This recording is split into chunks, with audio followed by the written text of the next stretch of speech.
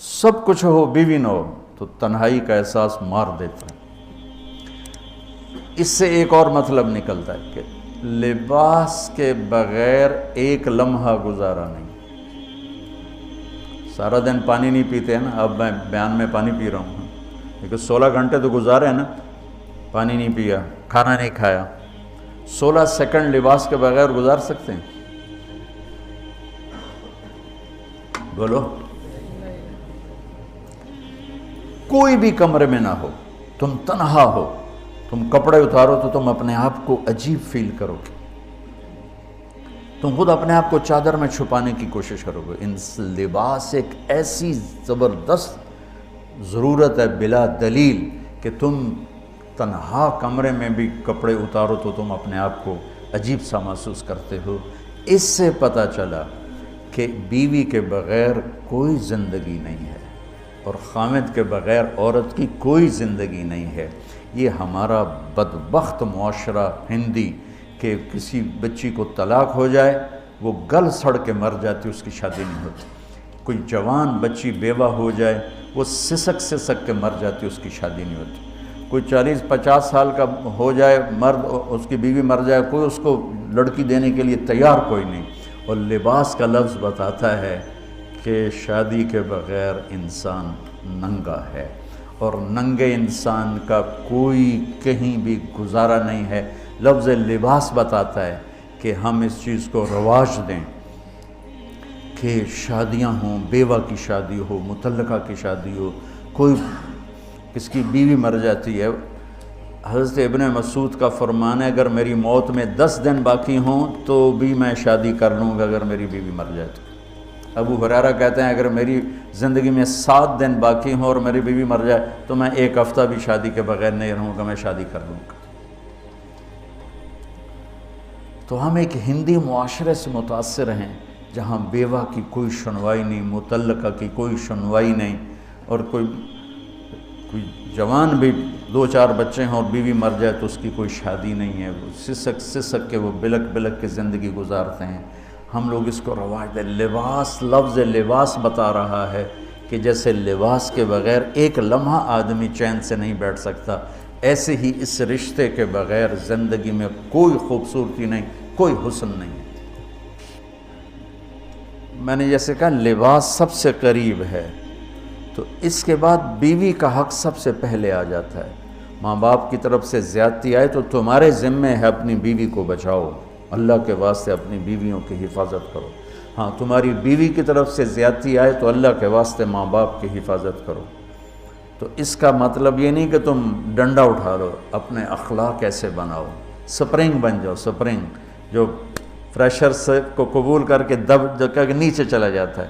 نیچے جانے میں جڑ جانے کا نظام چھپا ہوا ہے کہ جھک جاؤ، ماں باپ ناراض ہو ان کے پاؤں پکڑ لو، بیوی ناراض ہو اس کے پاؤں پکڑ لو۔ ذلت میں عزت چھپی ہوئی ہے، ساری زندگی کا تجربہ بتا رہا ہوں۔ ذلت، اللہ کی رضا کے لیے ذلت اٹھانے میں عزت چھپی ہوئی ہے۔ ہن لباس لکم، کتنا ہی مجھے غصہ چڑھا ہو میں اپنے کپڑے پھاڑوں گا؟ مجھے غصہ آ گیا، میں نے اپنے کرتے پھاڑنے جو کسی یہ پاگل تو کرے گا، سمجھدار دوئے دا کرتا پاڑے گا، اپنا نہیں پاڑے گا۔ اب مجھے بیوی پہ غصہ چڑھ گیا تو میرا لباس ہے، اس کو تار تار کر دوں، گالیاں دوں، تھپڑ ماروں؟ تو ایسا ہی جیسے میں اپنے کرتے کو پھاڑ رہا اور اپنے کرتے کو تار تار کر رہا۔ بیوی کو غصہ چڑھے تو وہ اپنے کپڑے پھاڑتی ہیں۔ کپڑوں کے لیے کتنے حفاظتی نظام ہیں، الماریاں بنی ہوئی ہیں اور ہینگر بنے ہوئے ہیں، کریز خراب نہ ہو۔ جب پڑھتا تھا نا لاہور تو اسکول میں یا کالج کا میں سب سے خوش لباس لڑکا کہلاتا تھا کہ میں اپنی اسکول سے آ کر نا، اب ہاسٹل میں کوئی استریاں تو ہیں نہیں، نہ ہی کوئی نوکر، تو اپنی پتلون کو ایسے ہاتھوں سے استری کرنا اور کر کے پھر تہ لگانا، پھر سرانے کے نیچے رکھنا پھر اس کے اوپر سونا تاکہ خود بخود استری ہو جائے اور کریز ٹھیک ہو جائے، اور رات کو بالوں کے اوپر رومال باندھنا تاکہ بالوں کی سیٹیں خراب نہ ہو جائیں۔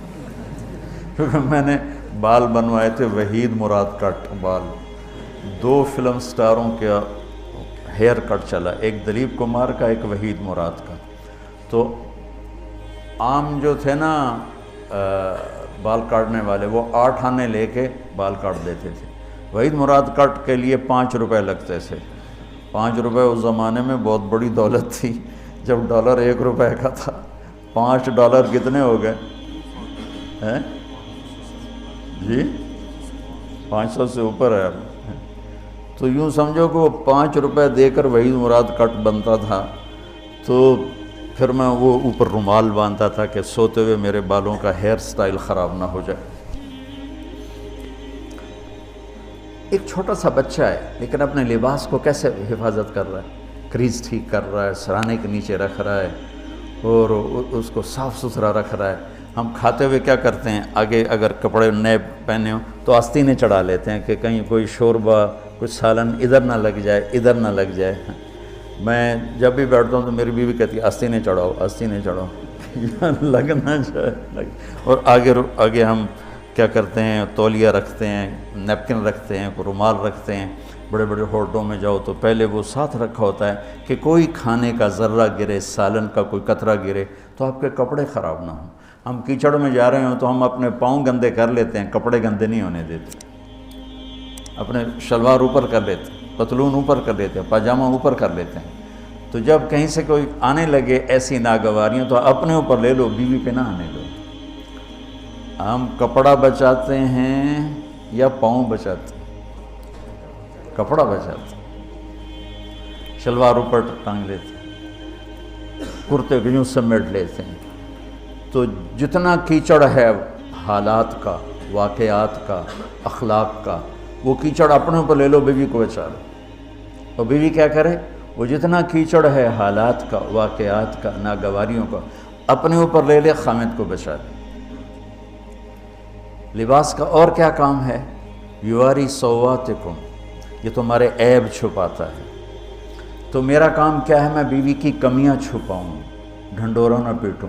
بیوی کا کام کیا ہے، خامد کی کمیاں چھپائے، ڈھنڈورا نہ پیٹے۔ دوسرا کام کیا ہے لباس کا، وریشہ، لباس مجھے خوبصورت بناتا ہے۔ یہ ایک واحد رشتہ ہے جو زندگی کو خوبصورت بناتا ہے۔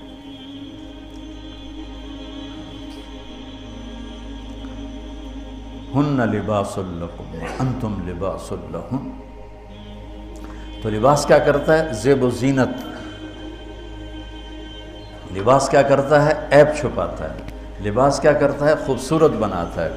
تو اس رشتے کو خوبصورت بنانا ہے، بیوی خامند کے لیے، خامند بیوی کے لیے۔ کس طرح یہ رشتہ خوبصورت بنے گا، اچھے اخلاق کے ساتھ، اچھے اخلاق کے ساتھ۔ اگر گھر والوں کے اخلاق اچھے ہوں، وہ بچی ساس سسر کو ماں باپ بنا لے، ساس سسر بچی کو ماں باپ بنا لے، خامند بیوی کو ہتھیلی کا چھالا بنا لے، بیوی خامند کو ہتھیلی کا چھالا بنا لے۔ میں قربان جاؤں اپنے نبی پر، ساری کائنات کو نور ایمان دینے والی ہستی، اور حضرت عائشہ رضی اللہ عنہ کو لقمے بنا کے کھلا رہے ہیں۔ کمال۔ حضرت عائشہ رضی اللہ تعالیٰ عنہ، وہ بڑی بڑی بوٹیاں ہوتی تھیں نا، وہ اٹھا کے ایسے نوچتیں اور پھر رکھ دیتیں، روٹی کا ٹکڑا اٹھاتی۔ میرے نبی وہی بوٹی اٹھاتے جہاں حضرت عائشہ نے نوچا ہوتا تھا، وہیں دکھا کے کرتے تھے، ان کی محبت کو لینے کے لیے اور ہمیں سکھانے کے۔ حضرت عائشہ گلاس اٹھاتی، وہ بڑے بڑے ہوتے تھے، اب تو یہ چھوٹے چھوٹے گلاس ہیں۔ بخل کا زمانہ آ گیا، پانی بھی تھوڑا دیں دیں